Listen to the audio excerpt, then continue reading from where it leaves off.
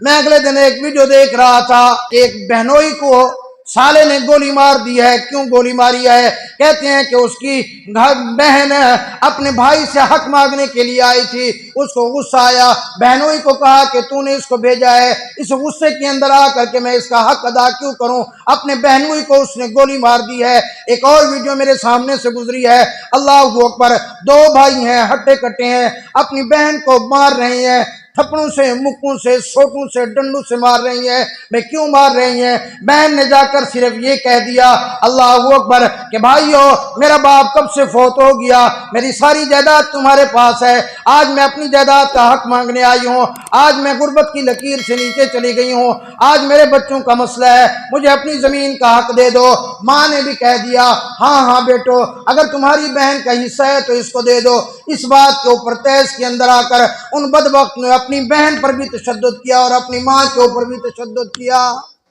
اگلے دن ایک میں واقعہ پڑھ رہا تھا، ایک بندے کا جنازہ اٹھا، جنازہ بزرگ آدمی تھا، بوڑھا آدمی تھا، جنازہ اٹھا، اس جنازے کے پیچھے پیچھے پردے کے اندر ایک عورت چلی گئی۔ لوگوں نے کہا کہ اس کا کوئی قریبی رشتہ دار ہوگی، کوئی ہوگی اس کی عزیز جو اس سے بڑی محبت کرتی ہوگی۔ کسی نے پوچھ لیا کہ آپ کون ہو؟ اس نے کہا میں اس مرنے والی کی بہن ہوں۔ کہنے لگی ہاں بہن کا تو حق ہے۔ کہنے لگی جب اس کو قبر کے اندر دفن کیا گیا، بہن نے کہا لوگوں کھڑو، ٹھہرو ٹھہرو ٹھہرو، ٹھہر جاؤ، میری بات سنو۔ کہا کیا بات ہے؟ اس نے کھڑے ہو کر دعا کی، اللہ اس کو قبر کے اندر سکون نصیب نہ کرنا، اللہ جس طرح اس نے دنیا کے اوپر مجھے سکون نہیں دیا، 35 سال ہو گئے میرے باپ کو فوت ہوئے، اس نے مجھے جائیداد کے اندر حصہ نہیں دیا، اس نے ساری زندگی مجھے 35 سال پریشان رکھا، اللہ تو بھی اس کو قبر میں پریشان رکھنا، اللہ جس طرح اس نے میری دنیا کو جہنم بنایا ہے تو بھی اس کی قبر کو جہنم بنا دینا، اللہ جس طرح اس نے دنیا کے اوپر مجھے ذلیل کیا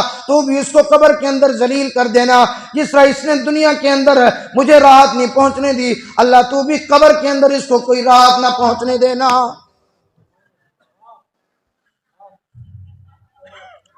پھر لوگ کہتے ہیں مہنگائی آ گئی، پھر لوگ روتے ہیں ہائے ہم کیا کریں، پھر لوگ خودکشیوں کی طرف جاتے ہیں، رونے لگتے ہیں، چیخنے لگتے ہیں، چلانے لگتے ہیں۔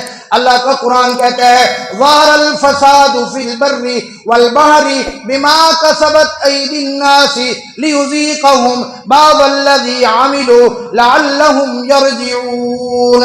اللہ کا قرآن کہتا ہے زمین کے اوپر جو کچھ ہوتا ہے، سمندروں کے اندر جو کچھ ہوتا ہے، تمہارے اوپر مہنگائی آتی ہے، تمہارے اوپر پریشانی آتی ہے، تمہارے اوپر مصیبت آتی ہے، تمہارے اوپر غلط حکمران آتے ہیں، تمہارے اوپر ظالم مسلط ہو چکے ہوتے ہیں، تمہیں اگر کوئی ایم پی اے ذلیل کرتا ہے، کوئی ایم این اے تنگ کرتا ہے، کوئی کونسلر ذلیل کرتا ہے، فرمایا یہ کوئی وہ اور بات نہیں ہے، تمہارے اپنے ہاتھوں کی کمائی ہے، جو کچھ تو نے کمایا وہ تیرے سامنے آ رہا ہے۔ کیوں آ رہا ہے؟ اللہ کہتے ہیں لیذیقہم بعض الذی عملوا لعلہم یرجعون، جو تو نے عمل کیا ہے اب یہ اس عمل کا بدلہ ہے، تو اس عمل کے بدلے کو بھی چک کے چلا جا،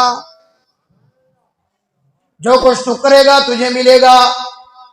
سلیکی دی مثال ہے نا، جڑا کچھ رہے سے وہ چیسے، جو کچھ بوئے گا وہ کاٹے گا۔ یہ تو نہیں ہو سکتا کہ تو بیج تو ڈالے گندم کا، وہاں سے کپاس نکل کے آئے۔